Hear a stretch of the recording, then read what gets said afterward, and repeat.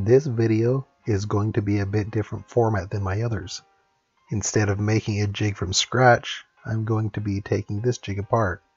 Then as I'm putting it back together, I'll walk through the steps I took when I made it. What you see may be a bit confusing compared to what I'm describing, since I'm using wood that already has all the cuts made and holes drilled. But I'll do my best describing the steps. Eventually, I'll have a better design, which I'll show how to do as I make it. I took a 2x4 and cut it into 3 pieces. 2 of them are 15 inches and 1 is 10 inches. I put the two 15-inch pieces next to each other, then held the 10-inch piece on it where I want it to go. I traced lines around the 3 sides of it so I could see where I needed to cut the 15-inch pieces. After removing those pieces I cut, I checked to make sure the 10-inch piece fit. It's not a perfect fit, but I figured it would be close enough. Next, I needed to cut out a slot in the 10-inch piece. Measuring down from the top, I drilled a hole at 2.5 inches and one at 6 3/4 inches. Using a long 1/4 inch drill bit, I drilled several holes between those 2 points. Then using a chisel, I removed the rest of the wood between there. It took some time and I worked at it from both sides of the board. Next, I assembled the bottle pivot into the slot I just made. I used a 6-inch long, 1/4 inch, 20 thread per inch bolt, 2 wing nuts, and 2 fender washers. I put one wing nut on the bolt first, making sure I put it on the correct way, then one of the washers. Then I put the bolt through the slot, added the other washer, then the other wing nut. This setup lets you control the vertical and the horizontal of the pivot point. Twisting the 2 wing nuts towards each other holds it tight in place. The pivot point needs to be a wooden piece that's tapered. I used a drawer handle that I put a hole through. In hindsight, it would have been easier to make a hole slightly smaller than the 1/4 inch bolt and just thread onto the bolt. But I overcomplicated it. Instead of drilling a hole that goes halfway through this piece, I drilled one that goes all the way through. Then I put a smaller bolt through it. Because of this, I had to add a long nut onto the 6-inch bolt so that I could connect it to the smaller bolt that I put into the wooden piece. Before I attach the two 15-inch boards together, I'll explain the big holes you see. Those are for mounting the wheels. I measured the distance between the mounting holes on the wheels, marked out on the boards where I needed the holes drilled, and used a 3/8 inch drill bit for the holes. That's the size I needed for the threaded inserts I used. This lets me move the wheels as I need to. In the end, I realized that I only needed to use the outer holes for securing the wheels, and I never ended up needing the inner holes for anything. The threaded inserts go into the holes. They don't push in easily, so I used a hammer to pound them in. Next, we'll drill some pilot holes for the screws that will hold the boards together. You can see from the inner edge there are twice as many holes as there are on the outer edge. This is because I didn't want screws that go all the way through the boards. It's important that the screws from each side are staggered so that they don't collide into each other. I used a long 1/8 inch drill bit for these pilot holes. I drilled 5 holes in each board for a total of 10 screws. 4 of the 10 will also go through the 10-inch board before I'm done.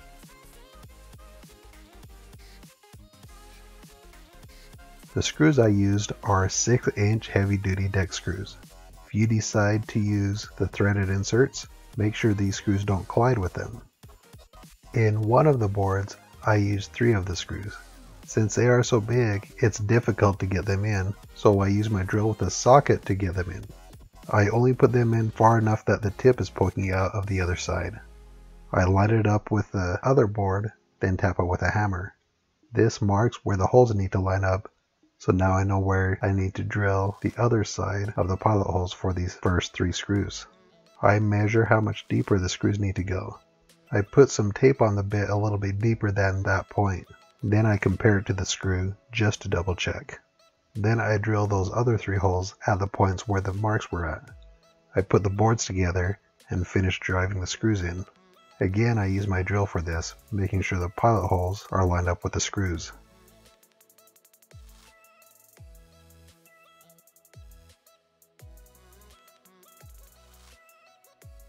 The other side needs the pilot holes drilled deeper, so I move the tape on the bit to match the full length of the screws.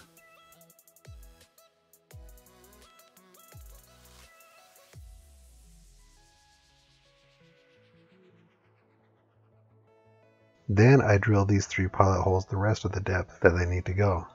Now these other screws are ready to be put into the boards. I grab the 10-inch board and hold it in position. Then I drill 2 of the pilot holes from one side. Doing this is awkward and would be much easier if I had 3 or 4 hands to hold everything with. Once these pilot holes are drilled, I put in the 2 screws.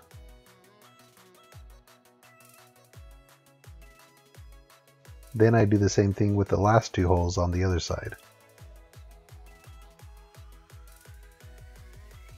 And with that, the hardest parts are done, and we are almost finished. I grab the 2 scraps that I cut from the 15-inch boards. On one of them I put 3 pilot holes for regular wood screws. One of the screws I want to be in about the middle, and the other 2 screws I want on either end.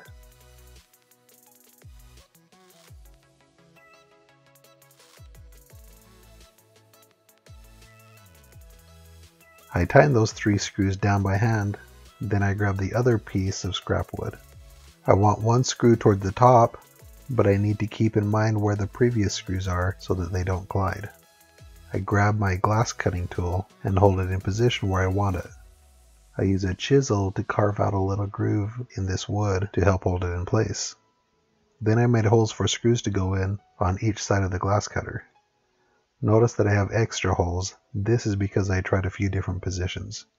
The screw that I put on the right side, I do not want to screw down all the way, but I still want it deep enough to go into the lower piece of wood.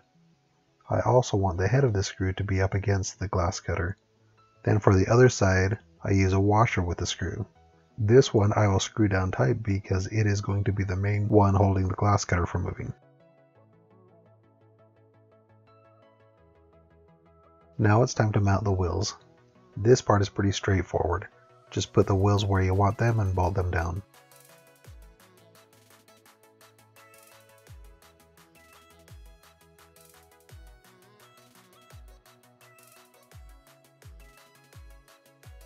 Now that my jig is all put together, I'll explain briefly how to use it. Grab your bottle and put it up to the pivot point. Decide if you need to move it up or down. Then decide if you need to move it in or out.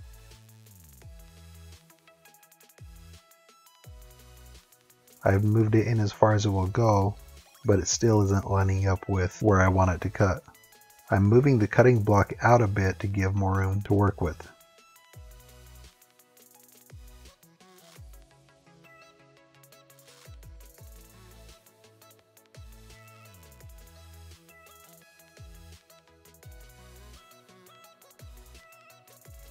Now it's a bit too far the other way, so I'm going to move the pivot point out a bit. This position looks better, but there's too much play by the wheels. That means I need to move the pivot point up just a little bit more. Now it's on the wheels good, but it's not touching the cutting wheel. Sometimes it does take a little while to get it positioned just right, but once it's good, you're ready to score the bottle. As you rotate the bottle, hold it down firmly and push it into the pivot. Always keep a firm grip on the bottle with at least one hand. And that's it. That's how I made my bottle scoring jig.